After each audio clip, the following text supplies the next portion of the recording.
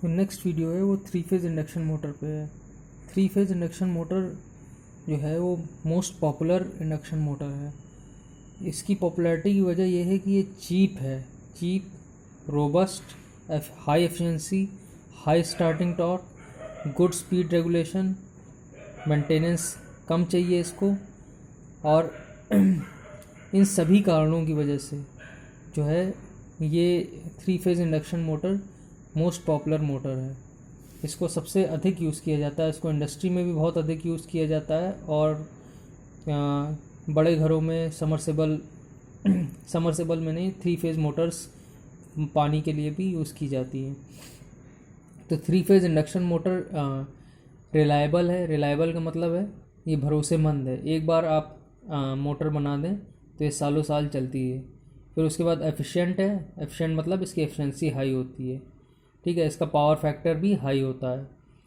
फिर उसके बाद एफिशिएंसी के अलावा ये मेंटेनेंस कम है, मतलब मेंटेनेंस कम चाहिए, ये बहुत मजबूत होती है और ख़राब होने की चांसेस भी इसकी कम होती हैं, तो इसको मेंटेनेंस बहुत कम चाहिए।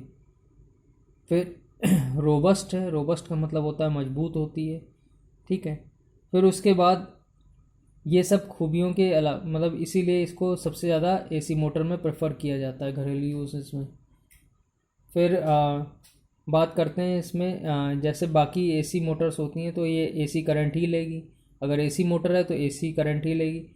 दूसरी बात यह है कि ये सिंगली एक्साइटेड मोटर है, ये डबली एक्साइटेड मोटर नहीं है। डबली एक्साइटेड मोटर में क्या होता है कि 2 एक्साइटेशन देते हैं। जैसे सिंक्रोनस मोटर में आपने देखा था एसी और डीसी एक्साइटेशन दोनों देते हैं, लेकिन इसमें क्या करते हैं कि इसमें सिंगली एक्साइटेड मोटर है, सिर्फ ये 3 फेज़ एसी सप्लाई लेती है और उसके अलावा कोई दूसरी सप्लाई नहीं लेती है, ठीक। अब इसमें भी 2 पार्ट होते हैं, स्टेटर और रोटर। स्टेटर स्टेशनरी पार्ट होता है जो बाहर की ओर होता है, और रोटर रोटेटिंग पार्ट होता है जो अंदर की ओर होता है, ठीक है। तो स्टेटर और रोटर 2 पार्ट होते हैं, ठीक। अब मोटर है, इसका मतलब है कि ये इलेक्ट्रिक करंट लेगी और ये इलेक्ट्रिकल एनर्जी को मैकेनिकल एनर्जी में कन्वर्ट करेगी, ठीक है। तो ये हो गए कुछ कॉमन पॉइंट्स। अब ये कितने टाइप्स की होती हैं? ये 2 टाइप की होती हैं। स्क्विरल केज को केज रोटर भी बोलते हैं। दूसरा है फेज बाउंड या बाउंड रोटर, या इसको स्लिप रिंग मोटर भी बोलते हैं। अब केज रोटर देखते हैं। केज रोटर में आप ये देख रहे हैं, इसका डायग्राम ध्यान से देखिएगा, तो इसमें एंड रिंग्स दिख रहे हैं, ठीक है। एंड रिंग्स और बीच में बार्स हैं, कॉपर के जो बार्स हैं उनको देखिए। तो कॉपर के बार्स जो हैं ये एंड रिंग से कनेक्टेड है। ये बार्स जो हैं ये सीधे नहीं बने हैं, ये थोड़ा सा हल्के से एंगल पे तिरछे बने हुए हैं, ठीक है। अब ये जो कॉपर की रिंग है ये कॉपर के ही बार से शॉर्ट सर्किट होती हैं। ये रोटर का स्ट्रक्चर बना हुआ है। स्टेटर जो है वो सब में सेम होता है, रोटर के स्ट्रक्चर में अंतर होता है दोनों मोटर में। तो रोटर के स्ट्रक्चर में, केज रोटर में क्या होता है, ये एक स्क्विरल केज की तरह दिखता है, इसीलिए इसको केज रोटर या स्क्विरल केज, ये गिलहरी के पिंजरे की तरह दिखता है। तो ये इस तरीके से बनता है। ये कॉपर की रिंग है और कॉपर के बार से शॉर्ट सर्किट, मतलब करंट यहाँ से आसानी से फ्लो हो सकता है।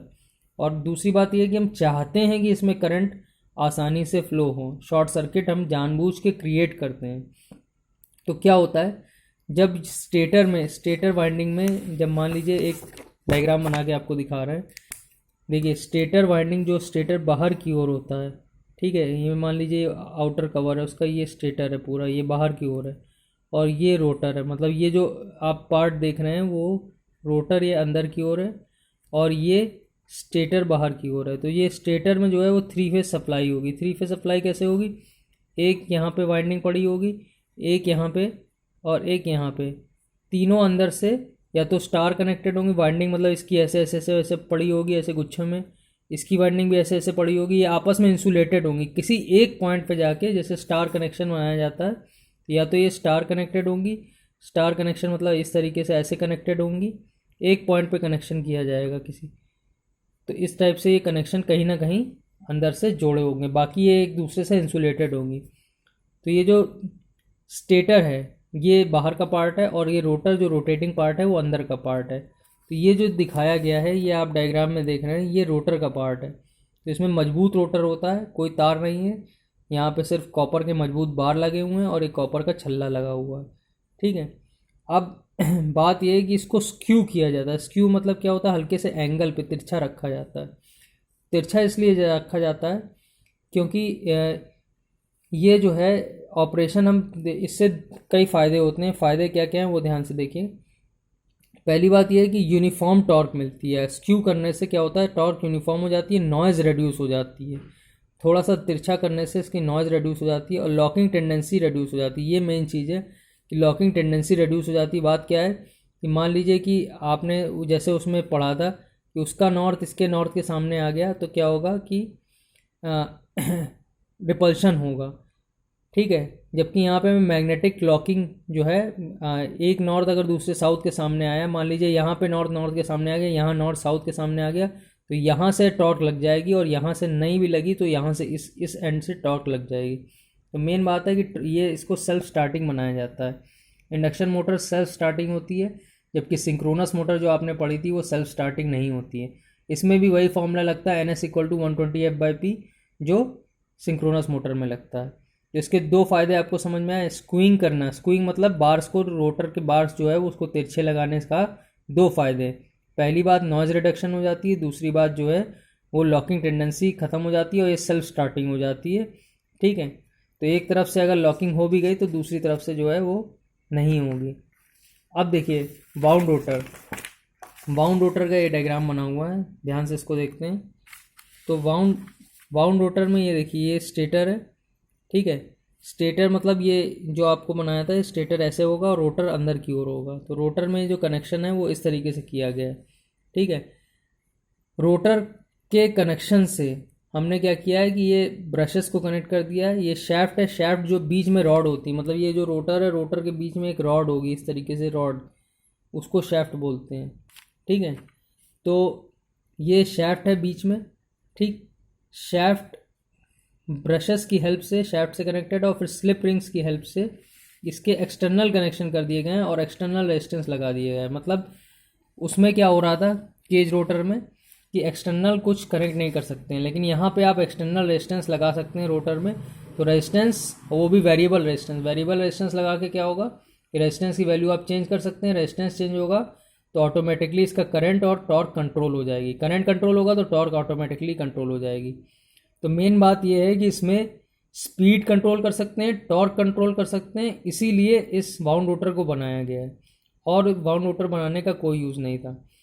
तो अब बात यह है कि रोटर एक मूविंग पार्ट है, ये अंदर की ओर लगा है। अब ये मूविंग पार्ट से करंट आप कैसे बाहर लेंगे और कनेक्शन कैसे लगाएंगे। मान लीजिए आपने इसमें तार लगाया तो रोटर घूमेगा तो ये तार भी इसमें घूमेंगे और चारों ओर तार जो है वो लिपट जाएंगे।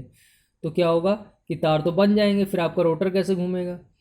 तो इसके लिए ये प्रोसेस अपनाया गया है। ये आप समझिए कि रोटर ये होगा और रोटर का शैफ्ट ऊपर निकला होगा, ठीक है। तो ये शैफ्ट भी घूमेगा, जैसे जैसे रोटर घूमेगा वैसे वैसे ये रॉड, काली रॉड बीच की घूमेगी।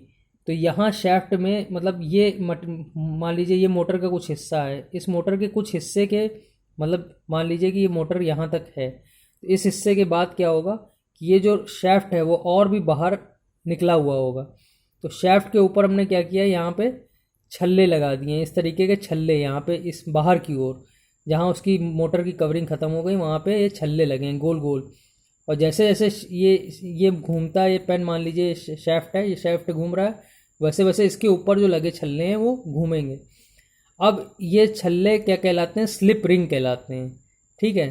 अब शैफ्ट में करंट फ्लो नहीं होता है लेकिन स्लिप रिंग में होता है। तो स्लिप रिंग जो है, ये जो छल्ले हैं इनका कनेक्शन रोटर से कर दिया जाता है। रोटर से जो कनेक्शन होता है वो तारों द्वारा नहीं बल्कि एक सॉलिड बार द्वारा कनेक्शन किया जाता है। तो बात समझ में आ रही है, जिस स्पीड से रोटर घूम रहा है उस स्पीड से शैफ्ट घूम रहा है, उस स्पीड से ये छल्ले भी घूम रहे हैं। तो ये जो छल्ले बाहर लगे हुए हैं मोटर के, उसको अंदर एक सॉलिड 3 तारों से, 3 मजबूत तारों से, यहाँ पे मजबूत तार क्या आप उसको रॉड समझ लीजिए, रॉड से जो है वो रोटर से कनेक्ट कर दिया। तो जैसे जैसे ये घूमेगा, शैफ्ट घूमेगा, वैसे वैसे ये स्लिप रिंग भी घूमेंगे और स्लिप रिंग ये कनेक्शन इसमें ऐसे एक मान लीजिए ये कनेक्शन इधर से रोटर से कर दिया, एक इधर से कर दिया, एक इधर से कर दिया, 3 स्लिप रिंग से 3 कनेक्शन कर दिया। और ब्रशेस द्वारा क्या होगा कि जहाँ मोटर तो भाई इतनी है, इसके बाहर ये शैफ्ट लगा हुआ, इसके बाहर स्लिप रिंग लगी, बाहर की ओर जब स्लिप रिंग लगी हुई है तो ब्रश ऊपर लगा दिए, एक ब्रश यहाँ, और ब्रशेस स्टेशनरी हैं, कार्बन के बने हुए ब्रशेस हैं, यहाँ स्टेशनरी ऊपर की ओर और ये नीचे की ओर, ठीक है। तो जब ये मोटर मूव करेगी तो ये ब्रशेस से छूते हुए चली जाएगी और ये करंट जो है ब्रशेस की हेल्प से हम बाहर एक्सटर्नल सर्किट में ले लेंगे। एक्सटर्नल सर्किट में क्योंकि ब्रशेस स्टेशनरी हैं तो आप एक्सटर्नल सर्किट में आराम से कुछ भी कनेक्ट करिए। यहाँ पे हम क्या करेंगे, रेजिस्टेंस लगा देंगे। रेजिस्टेंस लगा के इसकी स्पीड को करंट को लिमिट कर सकते हैं, घटा बढ़ा सकते हैं, और करंट को घटा बढ़ा सकते हैं तो टॉर्क भी अपने आप घट बढ़ सकती है। तो ये था वाउंड रोटर। तो वाउंड रोटर और केज रोटर में अगर कंपैरिजन किया जाए तो कंपैरिजन आप देखेंगे कि केज रोटर ज़्यादा मजबूत होता है, ठीक है, रोबस्ट कंस्ट्रक्शन और सस्ता भी होता है। केज रोटर में मेंटेनेंस भी कम है। केज रोटर में ब्रशेस कम है तो स्पार्किंग कम होने की चांस है। हायर एफिशिएंसी है, इसका मतलब है कि एफिशिएंसी भी अच्छी होती है। तो जब इतने एडवांटेज केज रोटर के थे तो वाउंड रोटर बनाया ही क्यों गया। वाउंड रोटर की भी कुछ एडवांटेज हैं, वो देख लेते हैं। पहला ये है कि हाई स्टार्टिंग टॉर्क होती है। फिर उसके बाद दूसरा एडवांटेज है कि रेजिस्टेंस से कंट्रोल स्पीड कर सकते हैं, मतलब स्पीड को कंट्रोल कर सकते हैं, टॉर्क को कंट्रोल कर सकते हैं। ये दो मेन एडवांटेज हैं जिसकी वजह से जो है वाउंड रोटर को यूज़ किया जाता है, ठीक है।